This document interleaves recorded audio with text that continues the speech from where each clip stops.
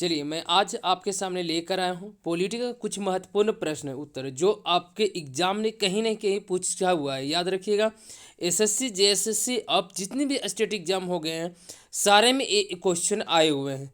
अब मैं बताना चाहता हूँ, पहले क्वेश्चन की ओर बढ़ना चाहता हूँ। अगर वीडियो सीरीज अच्छा लगे तो चैनल को सब्सक्राइब कीजिएगा, लाइक कीजिएगा और शेयर करना मत भूलिएगा।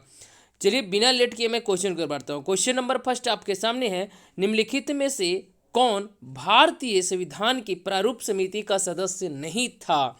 यानी कौन ऐसे व्यक्ति थे जो भारतीय प्रारूप समिति जो बैठा गया था संविधान निर्माण के लिए उसमें सदस्य नहीं थे? तो याद होना चाहिए, आपको पता चलना चाहिए राजेंद्र प्रसाद जो थे ना वो प्रारूप समिति के सदस्य नहीं थे। अगले क्वेश्चन की ओर बढ़ता हूँ। क्वेश्चन नंबर 2 आपके सामने है, संवैधानिक राजतंत्र का अर्थ होता है, यानी वैसा राजतंत्र है जहां संविधान से चलता है। अब बताइए, राजा संविधान द्वारा प्रदत्त शक्ति का प्रयोग करता है, उसे बोलते हैं संवैधानिक राजतंत्र। याद रखिएगा, ऑप्शन नंबर आपका सी सही होगा। अगले क्वेश्चन की ओर बढ़ता हूँ। क्वेश्चन नंबर 3 आपके सामने है, प्रथम केंद्रीय विधान सभा का गठन कब किया गया था? बताइए, प्रथम केंद्रीय विधानसभा की अगर बात किया जाएगा तो इसका गठन कब किया गया था? तो 1920 ईस्वी में, यानी कहने का मतलब ऑप्शन नंबर डी आपका सही होगा।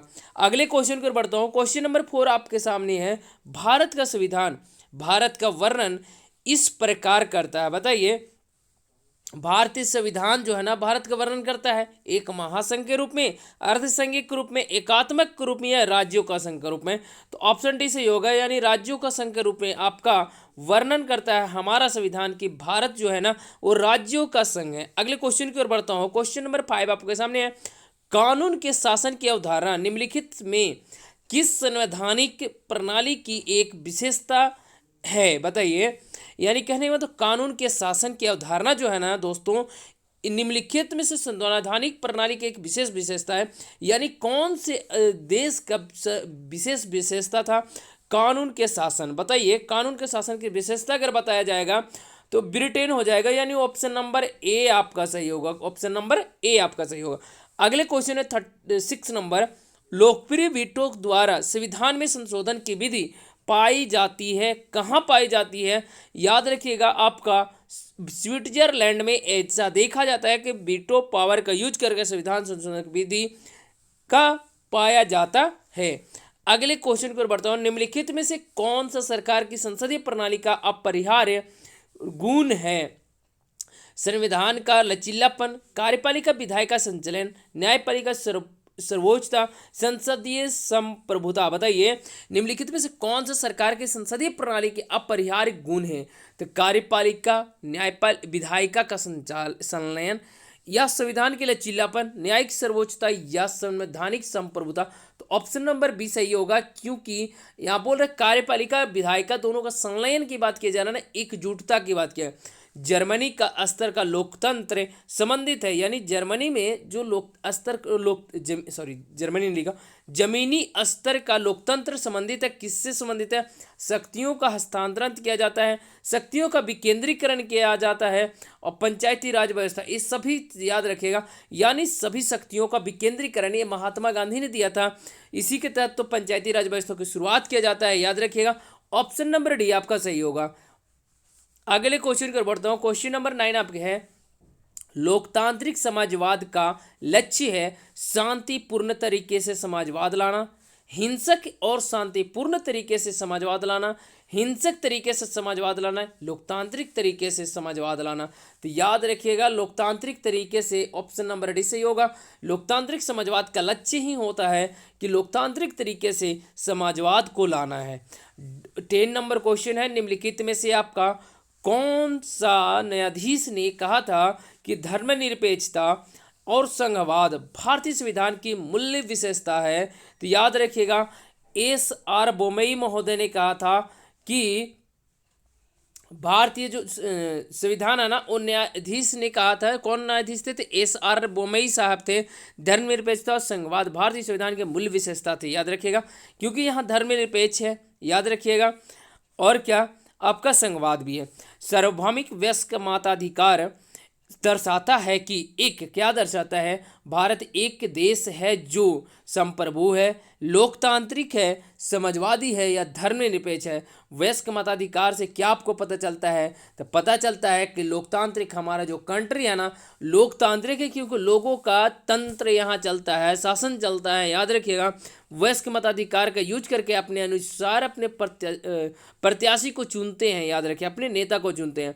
भारत का संविधान लागू हुआ था तो 1950 में हुआ थे। ये ज़्यादा इंपॉर्टेंट नहीं है, याद रखिएगा, बहुत ही लॉलीपॉप क्वेश्चन। अगले क्वेश्चन पर बढ़ता हूँ। भारत सरकार अधिनियम, भारतीय शासन अधिनियम जो था ना 1935 को, बंधन का नया चार्टर किसने कहा था, तो बंधन का अगर नया चार्टर बोला जाएगा ना तो ऑप्शन नंबर सी आपका सही होगा। कौन सा ऑप्शन सही होगा, याद रखिएगा, ऑप्शन सी आपका सही होगा। कौन सा हो जाएगा, ऑप्शन सी। अब जो अगला क्वेश्चन बोल रहा है ना यहाँ पे, और क्वेश्चन नंबर 15, भारतीय संविधान का संरक्षक कौन होता है। भारत के राष्ट्रपति होता है, भारत के मुख्य न्यायाधीश होते हैं, भारत के प्रधानमंत्री होते हैं, राज्यसभा के सभापति। तो याद रखिएगा आपका ऑप्शन नंबर बी सही होगा। यानी भारत के जो मुख्य न्यायाधीश होते हैं ना, वो भारतीय संविधान के क्या होते हैं, संरक्षक होते हैं। याद रखिएगा, बहुत ही इंपॉर्टेंट क्वेश्चन है आपका। अगले क्वेश्चन को मैं बढ़ता हूँ। क्वेश्चन नंबर 16 है, निम्नलिखित में से कौन सा राज्य का एक आवश्यक तत्व है। तो राज्य का आवश्यक तत्व को अगर बोलेगा, संप्रभु है, सरकार है, क्षेत्र है या ये सभी हैं, तो सभी होना चाहिए। याद रखिएगा, यानी कहने का मतलब ऑप्शन नंबर डी सही होगा। ऑप्शन नंबर डी सही होगा। भारत सरकार अधिनियम 1935 किस पर आधारित था, तो याद रखिएगा, साइमन कमीशन, लॉर्ड कर्जन आयोग पर, कि दामित्री थीसिस पर या लॉर्ड क्लाइव का रिपोर्ट पर। बताइए आपको 1935 का जो अधिनियम था ना, वो किस पर आधारित था, तो पता होना चाहिए आपको किस पर होगा। आप बताने का कोशिश कीजिए, तो ये हो जाएगा साइमन कमीशन के रिपोर्ट के आधार पर ही बनाया गया था। ऑप्शन नंबर ए आपका सही होगा। यानी कहने का मतलब ऑप्शन ए सही, इसमें ऑप्शन डी सही था। अगले क्वेश्चन को पढ़ता हूँ। लोकतंत्र में सबसे महत्वपूर्ण व्यवस्था कौन सी होती है, तो राजनीतिक व्यवस्था जो होती है ना, यानी कहने का मतलब ऑप्शन नंबर बी आपका जो होगा, राजनीतिक व्यवस्था। ये बहुत इंपॉर्टेंट होता है, किस लिए कि सब लोकतंत्र में सबसे महत्वपूर्ण व्यवस्था यही है। भारतीय लोकतंत्र की आदर्श हमें संविधान में कहाँ मिलता है, तो आदर्श की अगर बात किया जाएगा तो प्रस्तावना में मिलता है।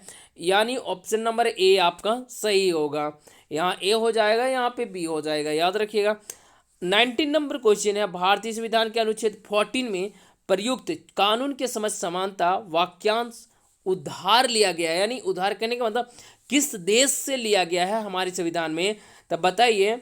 14 में जो दिया गया है कानून के समझ समानता की बात अगर किया गया तो ब्रिटेन के संविधान से लिया गया है। ऑप्शन नंबर सी आपका सही होगा। अब अगला क्वेश्चन है, और इस सीरीज का लास्ट भी क्वेश्चन है, 20 नंबर क्वेश्चन है, इस वीडियो का लास्ट क्वेश्चन है। अगर क्वेश्चन सीरीज अच्छा लगे तो चैनल को सब्सक्राइब कीजिएगा, लाइक कीजिएगा और शेयर करना मत भूलिएगा। संविधान निर्माताओं ने, 20 नंबर में पढ़ रहा हूँ, संविधान निर्माताओं की सोच और आदर्श निम्नलिखित में से परिलक्षित होता है। प्रस्तावना में, मौलिक कर्तव्य में, मौलिक अधिकार में या राज्य के नीति निर्देशक तत्व में। तो प्रस्तावना में ये पता चलता है कि हमारे जो निर्माता थे, सोच उतना कितना खतरनाक था, कितना अच्छा था कि आने वाले समय के लिए भी काम कर गया। याद रखिएगा। चलिए, अगर वीडियो सीरीज अच्छा लगे तो चैनल को सब्सक्राइब कीजिए, लाइक कीजिए और शेयर करना मत भूलिएगा। Thank you. जय हिंद, जय भारत।